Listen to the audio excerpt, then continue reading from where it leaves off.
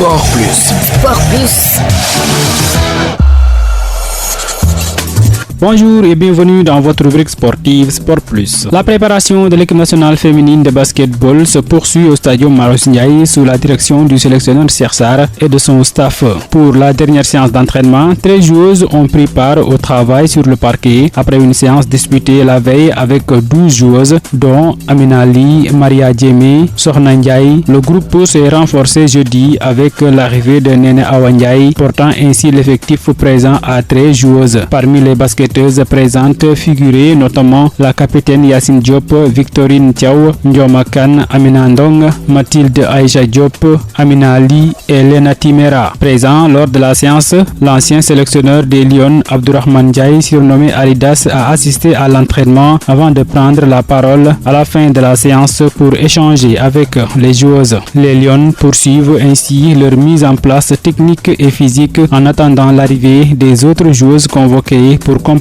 le groupe. À l'approche des Jeux Olympiques de la jeunesse d'été 2026 que le Sénégal s'apprête à accueillir à Dakar, Djamil Faye a été nommé conseiller spécial sport du président de la République Bassirou Diomaye Faye. Une responsabilité qui s'appuie sur un parcours de plus de 30 ans dans l'univers des grands événements sportifs internationaux. Formé en management du sport et titulaire d'un MBA dans ce domaine, Djamil Faye débute sa carrière en 1994 au Cambodge avant de rejoindre progressivement les circuits du mouvement olympique. Il occupe plusieurs responsabilités lors de grands rendez-vous sportifs, notamment aux Jeux Olympiques d'été de 2000 où il intervient comme directeur d'Afrique, puis aux Jeux Olympiques d'été 2024 en qualité de directeur Afrique et Amérique. Lors des Jeux Olympiques d'été 2008, il est mobilisé comme expert sur les questions liées aux villages olympiques et paralympiques. Sur son compte LinkedIn, Djamil Faye a confirmé sa nomination et exprimé sa reconnaissance envers les autorités sénégalaises. Il a également indiqué vouloir travailler en coordination étroite avec les acteurs publics et privés afin de renforcer la vision présidentielle et de participer au développement d'un écosystème sportif inclusif et durable. Selon lui, sa première mission consistera à accompagner l'État du Sénégal dans la préparation et la livraison des Jeux Olympiques de la jeunesse Dakar 2026. En football, le passage de Seny Dieng à Sheffield Wednesday touche à sa fin. Arrivé en prêt d'urgence pour pallier la blessure du gardien titulaire, l'international sénégalais va quitter le club anglais et retourner à Middlesbrough. Le portier sénégalais de 30 ans avait été recruté pour une courte période afin de remplacer Murphy Cooper, blessé. Son prêt de 7 jours avait ensuite été prolongé d'une semaine supplémentaire, le temps que Pierce Charles poursuive sa convalescence.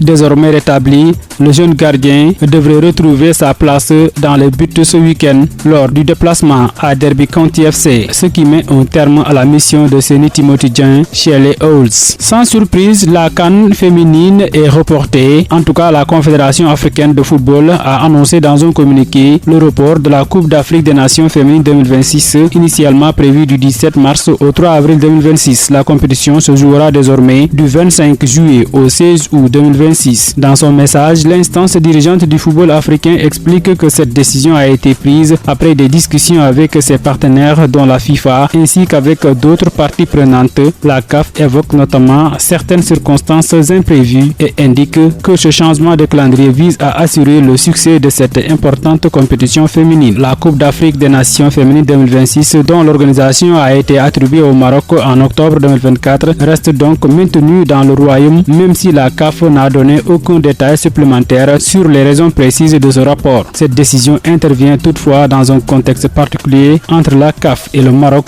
depuis la finale de la dernière édition de la Coupe d'Afrique des Nations perdue par le pays hôte. Ces derniers jours, plusieurs voix se sont élevées pour évoquer des incertitudes autour de l'organisation de la compétition, à l'image du ministre des Sports sud-africain Gayton Mackenzie. Le ministère de la Jeunesse et des Sports a officialisé la liste des compétitions internationales dont la participation sera financée par l'État pour l'année 2026. Dans un communiqué transmis à la rédaction, le budget alloué aux compétitions compétitions sportives pour cette année est désormais connue. Sous la supervision de la ministre Khadija Gaye, le ministère a consacré plus de 4 milliards de francs CFA à ces activités. Cette décision fait suite à la demande adressée aux fédérations et groupements sportifs de soumettre leur programme budgétisé dans le cadre de la planification des activités sportives et de l'optimisation des ressources de l'État. Au total, 43 fédérations et groupements ont répondu à cet appel, proposant 223 compétitions internationales pour un coût estimé à près de 6,7 milliards de francs CFA. Après examen, avec l'appui du Comité national olympique et sportif sénégalais et des fédérations, 101 compétitions ont été retenues pour un financement impliquant 35 fédérations et groupements sportifs pour un montant total de 4,645 milliards de francs CFA. Le football, discipline phare du pays, ne figure pas parmi les compétitions internationales financées cette année.